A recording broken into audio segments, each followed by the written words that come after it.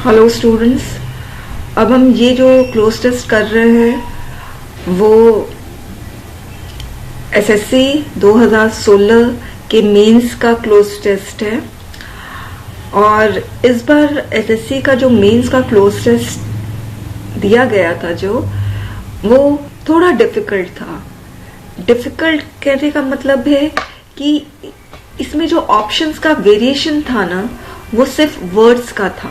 तो ऐसे में क्लोज टेस्ट डिफिकल्ट हो जाता है, स्पेशली उन बच्चों के लिए जो हिंदी मीडियम के होते हैं। ग्रामर का यूज नहीं होता है, सिर्फ वोकैबुलरी का यूज होता है, या तो फिर पॉजिटिव नेगेटिव का यूज होगा। अगर ग्रामर के वेरिएशन दिखते हैं हमें ऑप्शंस में, तो हम कम से कम उसमें ग्रामर के बेसिस पे we can extract 2 or 3 marks out of 10। Fine. मगर इस बार जो आया है 2016 के क्लोज टेस्ट, 3 या 4 क्लोज टेस्ट आए, उसमें ऑलमोस्ट सभी में वर्ड्स के वेरिएशंस हैं। आप ये वाला क्लोज टेस्ट देखिए। Basically, wilfully, originally, faithfully, panoramic, histrionic, omnipotent, explicit, energy, veracity, suitability, mastery, criticism, analysis, instances, depth, importantly, primarily, heavily, connectively. आपको देखना पड़ेगा कि क्या आपको सबका मतलब पता है। अगर सभी ऑप्शंस का मतलब नहीं पता है तो थोड़ा सा ये डिफिकल्ट हो जाएगा क्लोज टेस्ट। हमने ऑप्शंस का वेरिएशन देख लिया, अब हम क्लोज टेस्ट पढ़ रहे हैं। Passage: War and Peace, an epic historical novel by Leo Tolstoy, was published as Vojna I Mir in 1865-69. This study of early 19th century Russian society, noted for its of realistic detail and variety of psychological, is generally regarded as one of the world's greatest novels. War and Peace is concerned with the histories of 5 aristocratic families, the members of which are against the background of Russian social life during the war against Napoleon. The war, however, is to the story of family existence, which involves Tolstoy's optimistic belief in the life asserting of human existence. एक novel है war and piece, उसके बारे में बताया जा रहा है, जिसको लिखा गया था लियो टॉल्स्टॉय के द्वारा। इसमें हम ये पास्ट भी है, कहीं कहीं पर प्रेजेंट भी है, आपको दिख रहा होगा। नॉवल के बारे में जिक्र हो रहा है तो प्रेजेंट हो गया, लियो टॉल्स्टॉय के बारे में बात हो रहा है तो पास्ट हो गया, कब लिखा गया था। और इसमें हम टाइम का बहुत ज्यादा इसमें मैटर नहीं कर रहा है इस क्लोज टेस्ट में। रीजन ये है कि हमारे पास ऑप्शंस में आप देखोगे वर्ब का वेरिएशन ही नहीं है। सिंगुलर, प्लूरल, पास्ट, प्रेजेंट, कुछ ग्रामर का इसमें है ही नहीं। तो इसीलिए इसमें हमें टाइम देखने की ऐसा जरूरत नहीं है। चलिए पहला क्वेश्चन सॉल्व करते हैं। War and Peace, an epic historical novel by Leo Tolstoy was basically published, wilfully published, originally published, faithfully published. इसमें सही आंसर आपका ओरिजिनली पब्लिश्ड होगा। स्टूडेंट्स, कॉमन सेंस की बात है कि इसमें बताया जा रहा है कि वॉर एंड पीस एक नॉवल है जो पहले पब्लिश हुई थी इस नाम से, वॉयना आई मिर, तो इसीलिए ओरिजिनली आएगा। Study of an early 19th century Russian society noted for its. अब स्टूडेंट्स, अगर आपको इनमें से पैनोरामिक का मतलब नहीं पता है, ओमनीपोटेंट का मतलब नहीं पता है, एक्सप्लिसिट का मतलब नहीं पता है, तो फिर आप ये क्वेश्चन मत सॉल्व करना। सिंपल सी चीज है।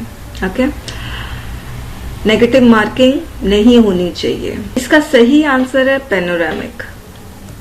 अब रीजन ये है, पैनोरामिक का मतलब होता है वाइल्ड व्यू, ऑल एस्पेक्ट्स, हर एस्पेक्ट को लेकर चलना, हर एस्पेक्ट को स्टडी करना। Okay, this panoramic study of early 19th century Russian society। तो अगर पैनोरामिक स्टडी कह रहे हैं तो स्टडी यहाँ पर ये ऐसी स्टडी के बारे में बताया जा रहा है जहाँ पे everything has been included, all aspects have been taken into account while writing this novel, right? अब थर्ड देखते हैं। This panoramic study of early 19th century Russian society noted for its energy, veracity, suitability, mastery. इसमें सिर्फ veracity ऐसा है जिसका अगर meaning नहीं पता है तो फिर क्वेश्चन सॉल्व मत करना। वेरासिटी का मतलब होता है ट्रुथ, ओके तो सबसे पहली चीज है एनर्जी होगा नहीं, एनर्जी ऑफ रियलिस्टिक डिटेल नहीं बोलते हैं। दूसरी चीज है सूटेबिलिटी ऑफ डिटेल। देखिए रियलिस्टिक डिटेल का मतलब रियल चीज, फाइन, तो रियल चीज का सूटेबिलिटी डिटेल्स, रियल चीज हमेशा सूटेबल होती है, तो ये सूटेबिलिटी डिटेल सही नहीं है।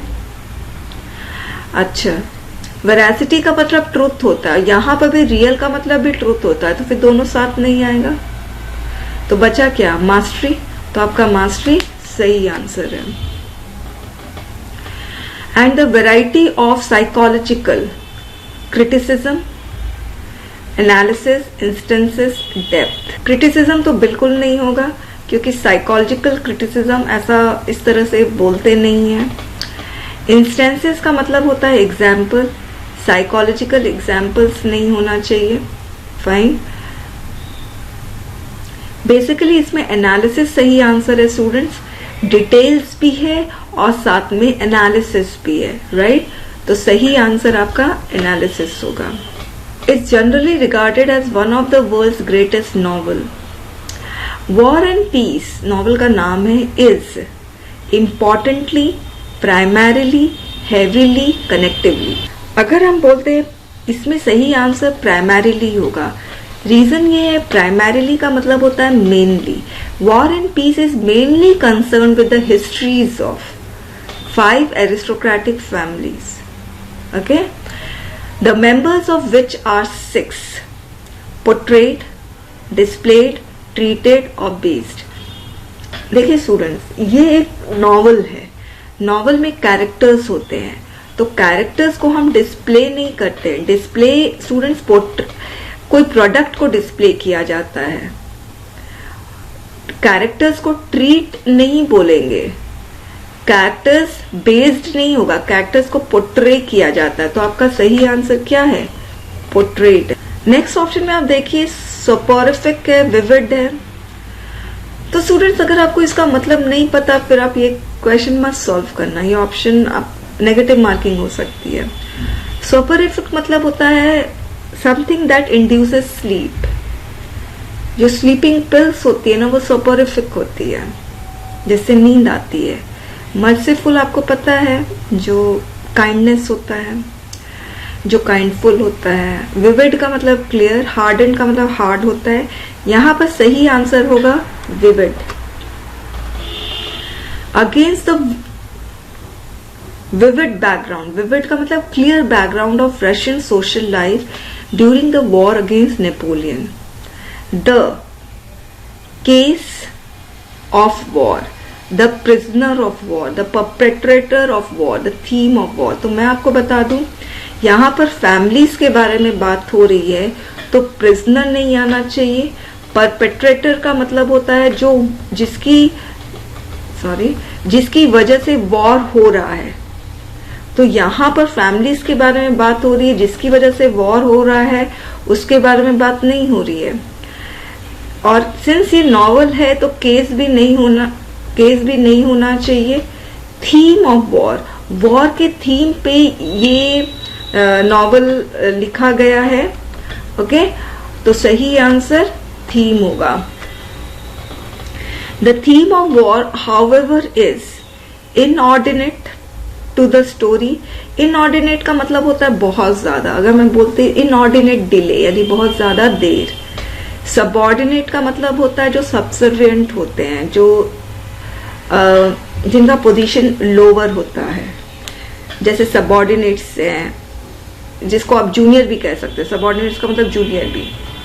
ऑडेशियस का मतलब ब्रेव होता है और जुडिशियस का मतलब समझदार होता है। अब यहाँ पर the theme of war however is, अब सबसे बड़ी चीज है यहाँ पर प्रेपोजिशन TO2 आया है, तो सबऑर्डिनेट ही है जो अपने साथ प्रेपोजिशन TO2 लेता है। इनऑर्डिनेट प्रेपोजिशन TO2 नहीं लेता, ऑडेशियस नहीं लेता, जुडिशियस नहीं लेता, सबऑर्डिनेट लेता है। Is subordinate to the story of family existence. Subordinate to the story का मतलब होता है कि ये जो थीम ऑफ वॉर है वो बेसिकली इस नॉवेल में वॉर के बारे में नहीं बताया गया है। वॉर को बैकग्राउंड में लेकर फैमिली के एग्जिस्टेंस के बारे में बताया है। क्लियर? यानी वॉर क्यों हो रहा है, किसकी वजह से हो रहा है, तो ये चीज नहीं बताया गया है। उस वॉर में फंसे फैमिलीज के बारे में बताया गया है। Okay, to the family existence which involves Tolstoy's optimistic belief in the life asserting. अब इसमें सही आंसर क्या होगा? Life asserting. देखिए, डॉगमा का मतलब होता है ऑर्थोडॉक्स, अप्रोप्रिएशन का मतलब होता है कोई भी चीज आप कलेक्ट कर रहे हो, अप्रोप्रिएट, और अप्रोप्रिएट का मतलब सूटेबल, मगर अप्रोप्रिएशन का मतलब कोई भी चीज आप कलेक्ट कर रहे हो। सूटेबिलिटी का मतलब सूटेबल, जो फिट है, सही है। अब इसमें सही आंसर आपका पैटर्न होगा। इसमें life asserting pattern of human existence, कहने का मतलब वॉर में फंसे जो फैमिलीज हैं वो किस तरह से, उनका पैटर्न क्या है अपने लाइफ को एसर्ट करने का, अपने लाइफ को बचाने का। तो आपका सही आंसर क्या है? पैटर्न। तो स्टूडेंट्स, सही मायने में एक डिफिकल्ट पैसेज है, क्योंकि इसमें सिर्फ वर्ड्स हैं। वोकैबुलरी अच्छी होगी और पैसेज बहुत अच्छे से समझ में आएगा, तब तो आप सही कर सकते हो इसको। पैसेज भी नहीं समझ में आया, वोकैबुलरी भी वीक है, तो ये उन लोगों के लिए बहुत डिफिकल्ट पैसेज होगा। ओके।